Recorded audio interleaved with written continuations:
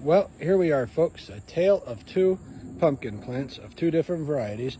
We have here the fairy tales of Cucurbita moscata, and then we have the jack-o'-lanterns, or Connecticut fields, whatever you want to call them, aka Cucurbita pepo. And as you can see which one is naturally more resistant to the powdery mildew. See, the fairy tale pumpkin is far more resistant to it.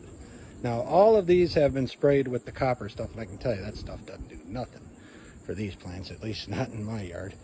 But you can see now they do have a little bit of mildew here, but it's resistant. Not immune, but resistant. So it does make a difference which varieties you grow if you're trying to avoid certain diseases. So very clear cut, these both grew right next to each other. They grew out of the same patch right there. And they're both in the same sunlight. They've gotten the same weather this year. You can see which one is more resistant to powdery mildew naturally on its own. That's the fairy tales. Cucurbita moscata.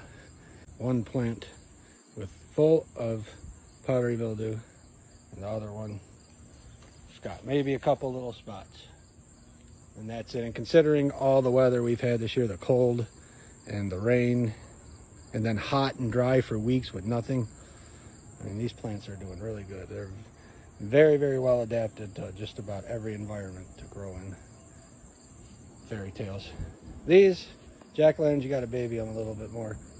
But I did get a pumpkin from this plant, so you can still get pumpkins from them before the mildew will kill them. But this one will just keep going on and on and on. In fact, if we got no frost here, this one might just keep growing pretty much indefinitely and producing more pumpkins.